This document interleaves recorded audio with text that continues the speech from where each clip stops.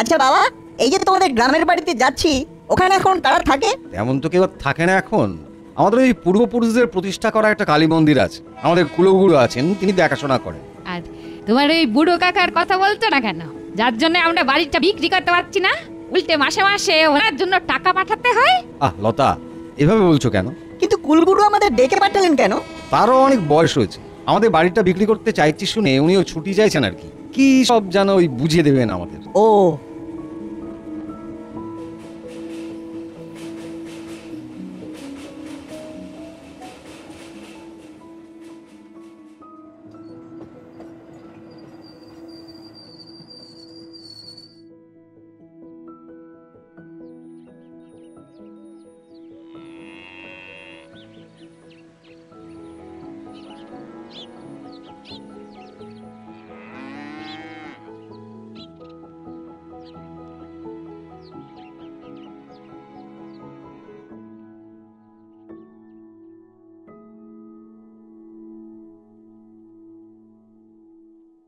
এসো এসো, তোমরা মায়ের প্রসাদ নিয়ে নাও।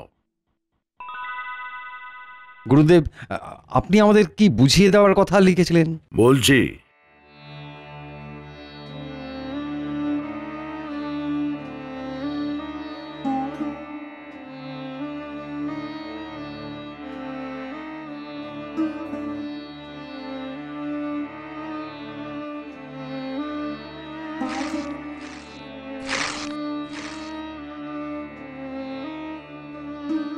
এই নাও, ধরো।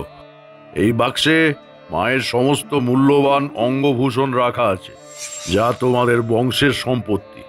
এতদিন আমি এগুলি রক্ষা করেছি, এবার তোমরা সামলাও।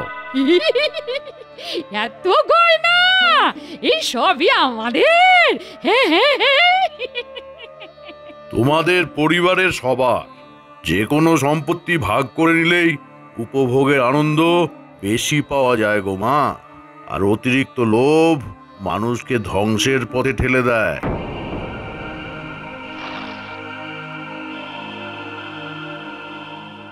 আরে এটা কি কাপড়ে মোড়া?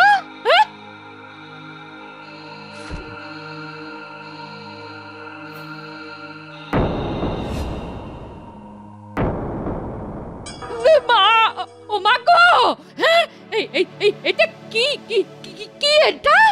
ও, ওটা একটা থাবা, মানে মন্ত্রপুত বানরের থাবা, তন্ত্রমতে সিদ্ধ। এও তোমাদেরই সম্পত্তি, তবে ওটার ব্যবহার না করাই ভালো।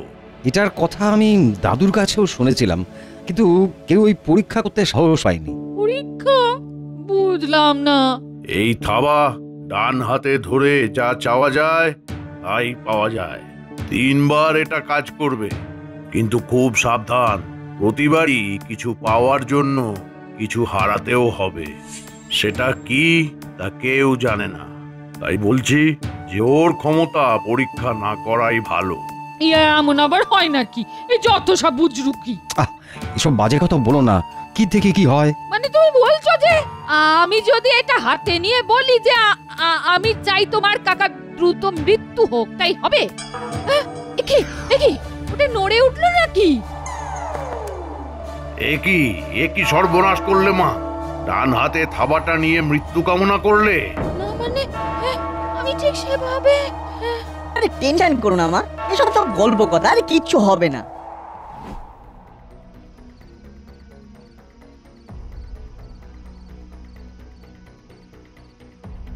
আজ কিন্তু তোমাদের পুরনো বাড়িতে আমরা থাকতে পারতাম, একটা অন্যরকম অভিজ্ঞতা হতো।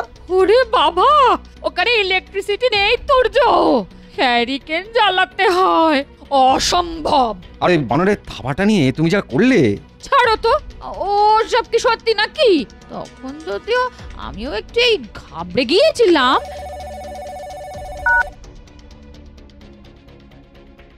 হ্যাঁ শিখি কখন? হ্যাঁ যাচ্ছি। কি হলো? আমাদের গ্রামের বাড়িতে আগুন লেগেছে, কাকা একা থাকেন বলে কেউ আর জানতে পারেনি, বাঁচাতেও পারেনি। তার চোখে পুরো বাড়িটা একেবারে পুরো শেষ হয়ে গেছে আমাদের। আমি তো এখনো বিশ্বাস করতে পারছি না যে ওই বানরের থাবার এত ক্ষমতা আছে। কিন্তু ঘটনা তো ঘটেছে, সেটা তো মিথ্যে নয়। হ্যাঁ, হ্যালো, কি? কখন? হে ভগবান! কার ফোন? আমার মা সিঁড়ি থেকে পড়ে গিয়েছে, মাথা ফেটে অনেক রক্ত বেরিয়ে গেছে, হাসপাতালে ভর্তি, ডাক্তার কোনো আশা দিচ্ছেন না। কি হচ্ছে এসব? শুধু অঘটন ঘটছে। বানরের থাবা, যদি ওটার কারণে কাকা বাবুর মৃত্যু হয়েছে, তাহলে এখনো দুটো ইচ্ছে পূরণ করা যাবে। শোনো, তুমি এক্ষুনি গাড়ি বের করার ব্যবস্থা করো, আমি একটু আসছি।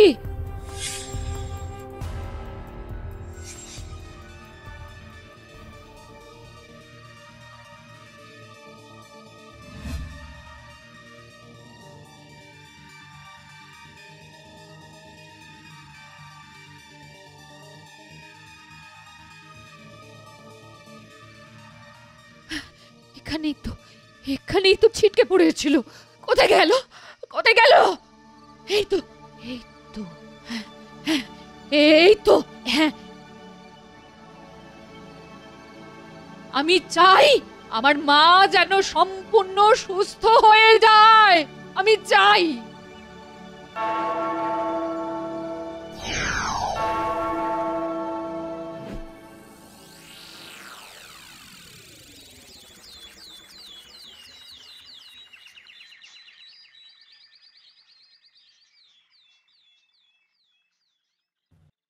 উনি এখন যথেষ্ট সুস্থ।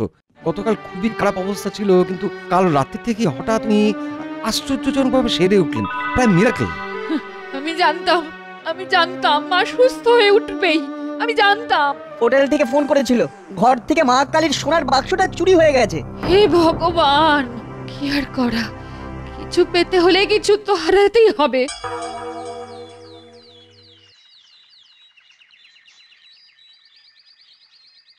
আমার ফিরতে আজ একটু দেরি হবে। আচ্ছা।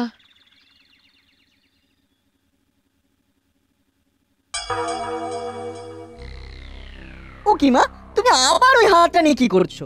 এই ধাবার কাছ থেকে এখনো একটা ইচ্ছে পূরণ বাকি। গ্রামের বাড়ি পুড়ে যাওয়া, গয়নার বাক্স চুরি হওয়া, এসবে অনেক টাকার ক্ষতি আমাদের হয়েছে। আমি যদি এর কাছে অনেক টাকা চেয়ে নিই, তাহলে সব ক্ষতিপূরণ হতে পারে, সব। না না, ও সব আর চাইতে যেও না মা, আবার কি হবে কে জানে। কিছু হবে না, অনেক টাকার ক্ষতি হয়ে গেছে আমাদের। আমি আমাদের ক্ষতিপূরণের জন্য 1 কোটি টাকা চাই। এবারে টাকাটা কিভাবে আসবে? দেখাই যাক না, দেখাই যাক। ওই যে তোমার টাকা নিয়ে কে এলো দেখো। দিদি, বড় রাস্তার মোড়ে ভবেশদার মারাত্মক অ্যাক্সিডেন্ট হয়েছে। ভবেশদা নেই দিদি।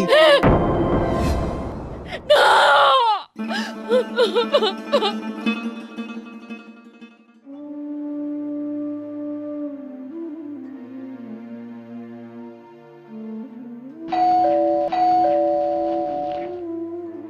কাকে চাই? আমি জীবন বীমার অফিস থেকে আসছি। ভবেশ বাবু মারা যাওয়ার 7 দিন আগে একটা জীবন বীমা করেছিলেন। শর্ত অনুযায়ী ক্ষতিপূরণ হিসেবে ওনার স্ত্রী 1 কোটি টাকা পাবেন। 1 কোটি। হ্যাঁ, কি বলছেন?